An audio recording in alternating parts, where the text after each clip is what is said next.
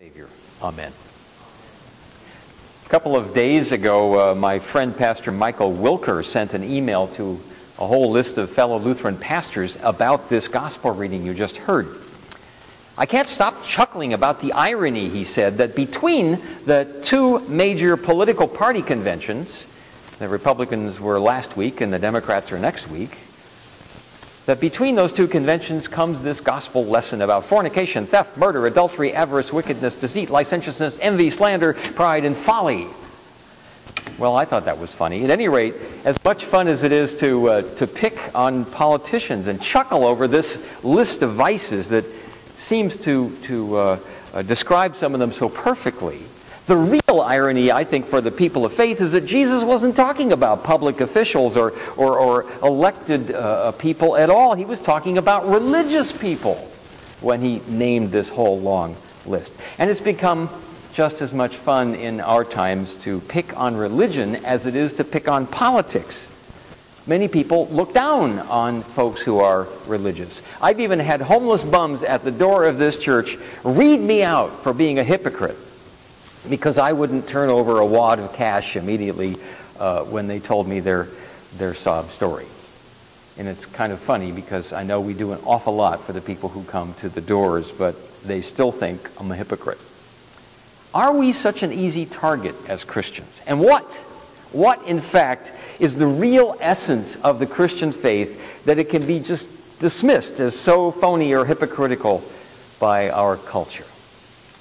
In the most recent issue of Christian Century, there's a group of 15 different writers who stepped up to a challenge, I guess, from the editor. The article is called "The Gospel in 7 Words." Talk about brief. The editor simply wanted to know how these writers would explain the core, the meat of the gospel to somebody who just doesn't have time for complicated answers. After all, we live in the day and age of the smartphone and of Facebook and Twitter. People's attention spans are short, right? Exactly.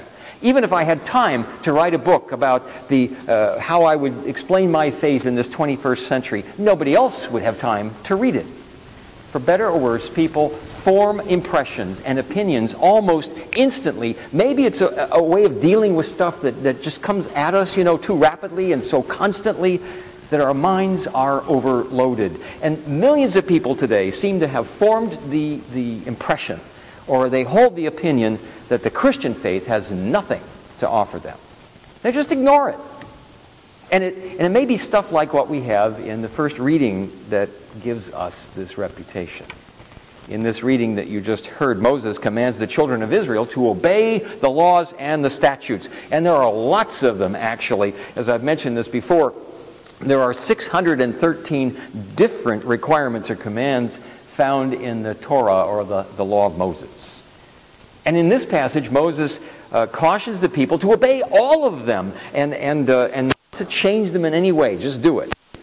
Among those 613, of course, are the 10 Commandments. And as somebody remarked tongue-in-cheek, they're not the 10 suggestions, they're the 10 Commandments. Obedience is required and expected.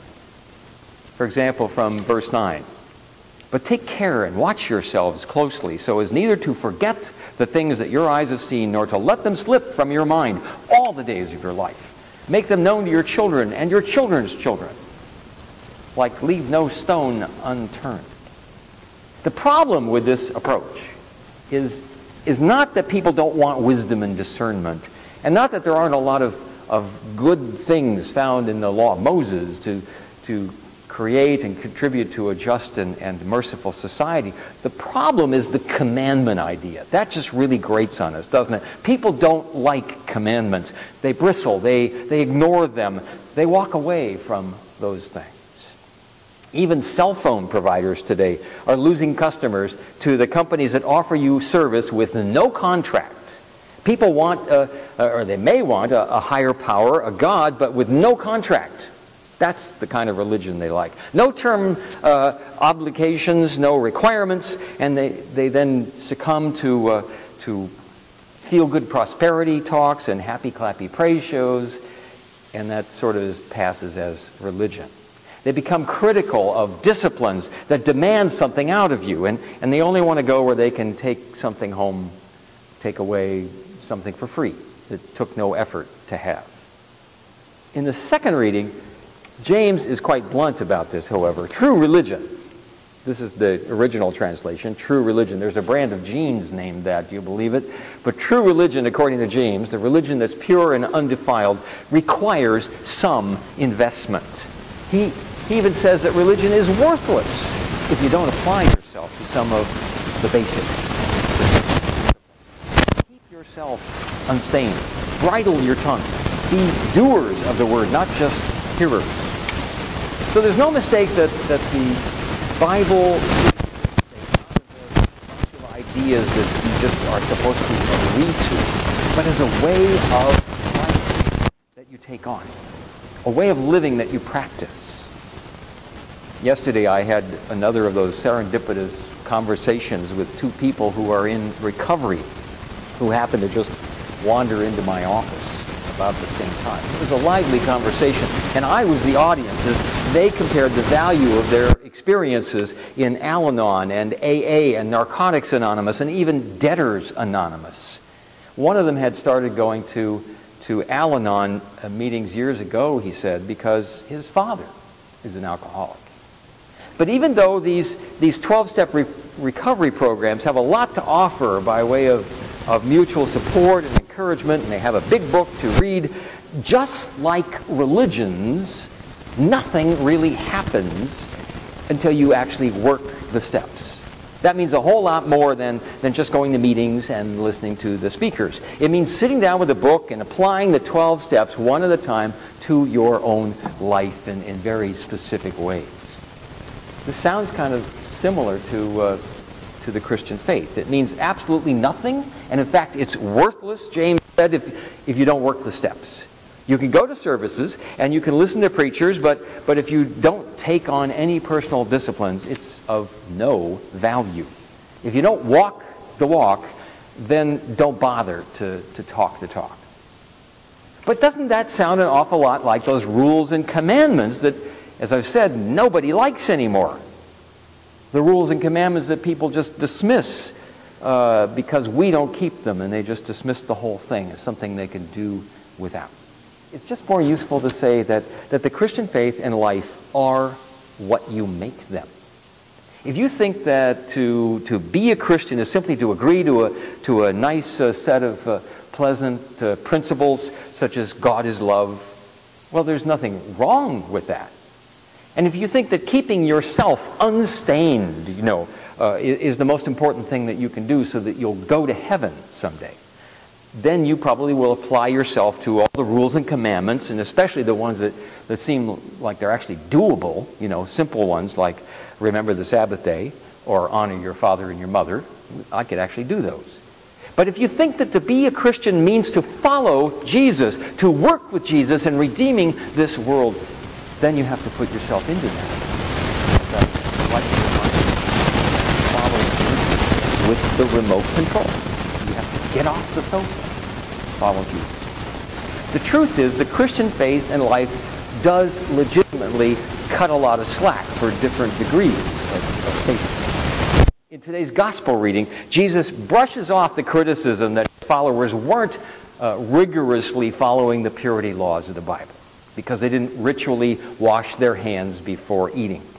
And you and I know that washing hands is a matter of good hygiene, but it's not a particularly religious thing. Cedars-Sinai Hospital, where I spent more than a few hours this past week, has signs everywhere touting its comprehensive campaign to achieve zero hospital-acquired infections. If everybody will just sanitize their hands, then nobody will get sick while they're in our hospital. Jesus here is talking about one's character. One's character, not hygiene. And he rightly says nothing outside a person can defile. What defiles a person, what makes that person impure, are the spiritual illnesses that come from the inside. Evil intentions, evil behavior, the things that use or harm other people or destroy people, and the things that corrupt ourselves. But the Christian faith is not simply a rule book. Even if we inherited the 10 Commandments and the whole 613 requirements of the law of Moses. And the reason it's not a faith or a lifestyle of rules and requirements is that human beings fail. God knows this. Beyond the people who hate requirements, beyond the people who avoid commandments or rules or who don't want contracts, there are many of us who might say that we don't believe in them, and others who say, well, I kind of do, and I see the necessity of living by moral guidelines and expectations.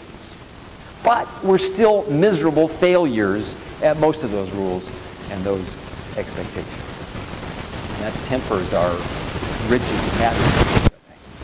The cross, my friends, is a sign of God's love which exceeds human half-heartedness. The cross is more than a relic of the life that Jesus laid down. It's the emblem of a game-changing contract with God that doesn't have fine print and hidden fees and binding conditions, because you decide what to make of your faith. One of the 15 writers who contributed just 7 words to the summary of what the gospel really says is a theologian named Mary Carr, and she put it this way. She said, "We are the church of infinite chances." We are the church of infinite chances. Okay, let's go with that for a second. What indeed are the chances that you can be on God's good side?